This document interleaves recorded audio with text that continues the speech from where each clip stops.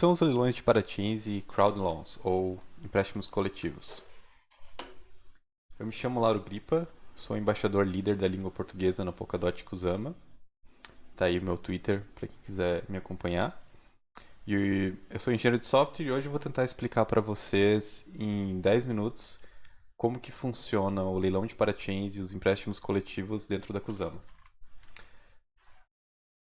Polkadot e Kusama são metaprotocolos que permitem que blockchains heterogêneos tenham segurança compartilhada e interoperabilidade. Ou seja, eles permitem que eu crie blockchains para contextos específicos, para situações específicas e permite que eu me conecte a esses metaprotocolos e seja beneficiado por a segurança compartilhada de todo esse protocolo e também permite que eu me conecte com todos os outros blockchains que estão conectados também. Esses blockchains que se conectam à rede passam a se chamar parachains, ou blockchains paralelos. O que é afinal esse leilão de parachains na Kusama? Ele é uma oportunidade para blockchains, especialmente os blockchains construídos especificamente para o ecossistema Polkadot, se conectarem às relay chains, às redes principais, aos metaprotocolos.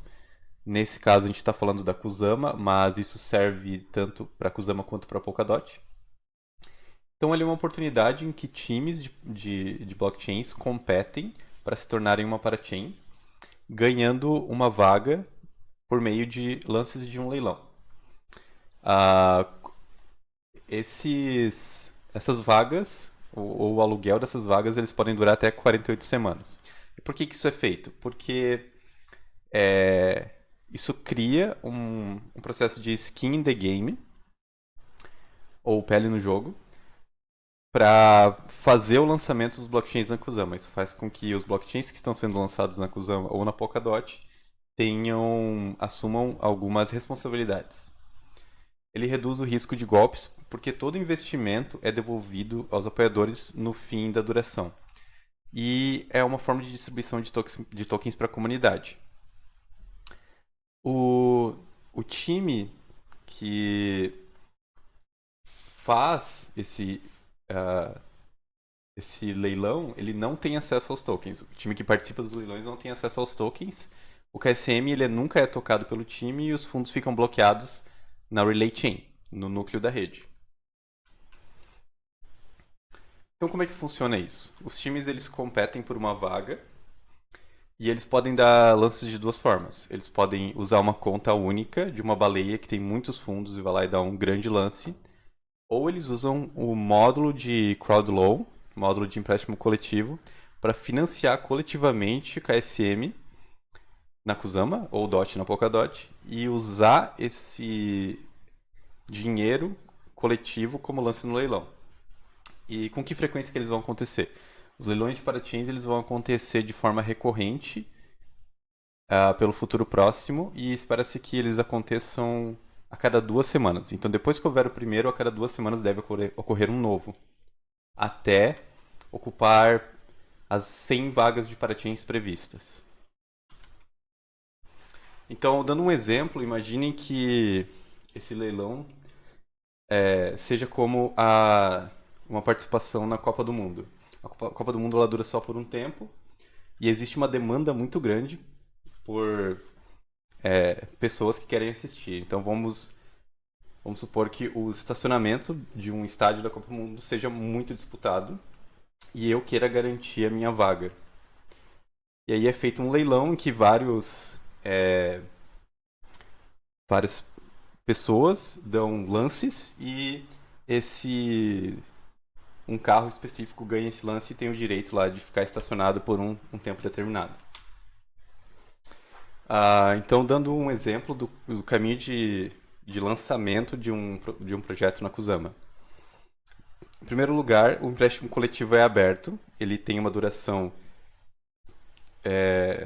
X. O leilão de parachains tem uma duração Y que é menor e termina junto com o empréstimo coletivo. Caso a Paraty vença aquele leilão, ela é lançada, ela fica com até 48 semanas com a vaga. Fazendo uma comparação dos processos de financiamento coletivo, a gente tem o modelo antigo, que é o modelo de ICOs, em que o time ele não é responsabilizado, as criptos elas são enviadas da minha carteira como pessoa para uma organização e elas não podem ser recuperadas. O time ele tem a liberdade de fazer o que quiser com os fundos e o time pode decidir a qualquer momento vender esses fundos e não entregar o produto. Com esse novo modelo, ele traz skin in the game, ele traz a pele no jogo, porque o time ele se torna responsável pela criação de valor da rede. As criptos enviadas são apenas bloqueadas, ou melhor, elas não são enviadas, elas são apenas bloqueadas e retornam depois de um determinado período. O time ele não recebe esses fundos, eles não têm acesso aos fundos e ele não pode fugir com esse dinheiro. A contrapartida disso é que não há retorno de stake nas contribuições. Então, as contribuições que eu fiz para participar do empréstimo coletivo, eu não posso receber stake sobre elas. Elas ficam guardadas lá por até 48 semanas. Então, alguns fatos sobre os Private Laws. Eles são usados para dar lance nos leilões, como a gente falou. Pode ser... Eu posso, como uma baleia, dar um grande lance, ou eu posso financiar coletivamente, alavancando o poder da comunidade e o efeito de rede. Os tokens ficam travados, os KMCM dos apoiadores eles ficam travados por um período de tempo, até 48 semanas, no caso da Kusama. E, em retorno, os apoiadores eles recebem uma distribuição dos tokens da Parachain. Essa forma de distribuição ela é decidida pelo próprio time da Parachain. Então, vamos dar um exemplo aqui com a Karura. A Karura, ela, por exemplo, distribuirá 30% imediatamente e 70% ao longo das 48 semanas. Então, se eu emprestar 1 KSM para a Karura, eles darão 12 KSMs de volta.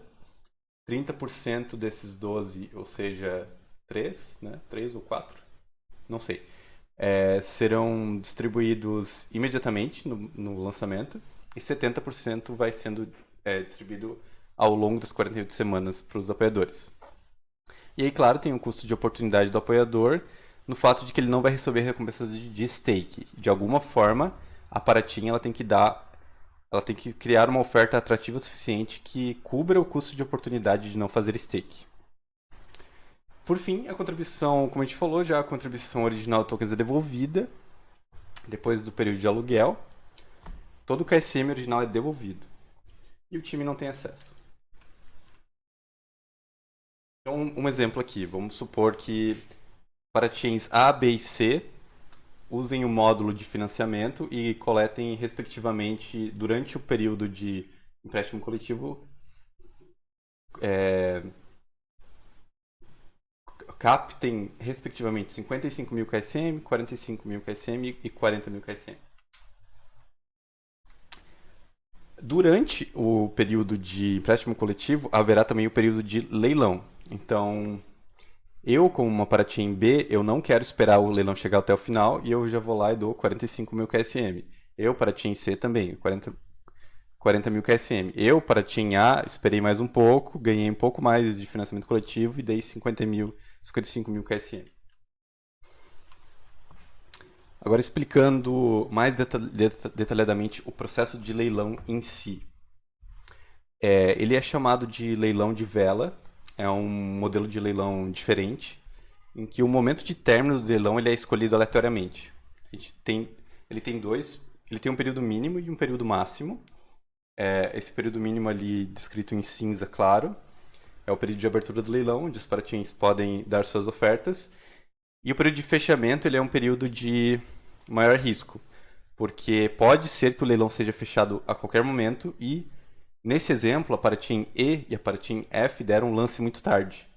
Eles só descobriram depois que o leilão já tinha sido fechado antes. E quem ganhou foi a Paraty A, porque ela deu um lance de 55.000, só que foi antes, foi menor do que os outros, mas foi antes do fechamento.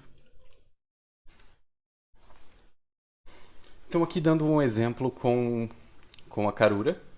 Vamos supor que a Karura levante até 500 mil KSM durante o leilão de parachains e ela vença. Nesse caso, 500 mil KSM são travados na Relay Chain sem que o time tenha acesso a eles. Eles ganham a vaga e lançam ela na Relay Chain. Então, ali o exemplo, né? Aquele ali é o logo da Karura e é como se ela tivesse conseguido uma vaga no estacionamento, entre aspas, da Relay Chain, e agora ela pode usar por até 48 semanas. Quando esse lançamento é feito, as moedas, os tokens, são distribuídos para os apoiadores e depois da duração, depois das 48 semanas, ele é devolvido para os apoiadores e não há contrapartida. Não há contrapartida no sentido de que eu preciso devolver meus CAR para recuperar meus KSMs. Não. Os CARs são distribuídos, os apoiadores eles podem fazer o que quiser com eles. E depois que chega ao fim dessas 48 semanas, ou quase um ano, o que acontece? E agora, o que acontece, né? Os KSM ou DOTs são devolvidos aos apoiadores. Eles podem continuar com seus tokens se não tiverem vendido ou tiverem feito qualquer coisa com ele. Para a Parachain, eles podem criar outro financiamento coletivo por uma nova vaga. Ou eles podem decidir autofinanciar uma vaga no leilão.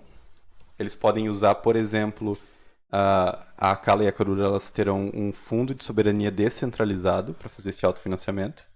Ou elas podem de-escalar, reduzir o seu papel dentro da rede para uma para-thread. Ou seja, elas não terão mais uma vaga específica, mas elas podem... voltando lá para o exemplo do estacionamento, né? Eu não posso entrar no estacionamento... eu não tenho liberdade total no estacionamento e eu pago sempre que eu quero usar ele. Então essa é a diferença entre para-chain e para-thread e é uma das opções depois que termina o período. Essencialmente isso, espero que tenha ficado claro. Qualquer dúvida podem perguntar nos comentários ou acessar a nossa comunidade no Telegram, Polkadot e Cusão Português. Valeu!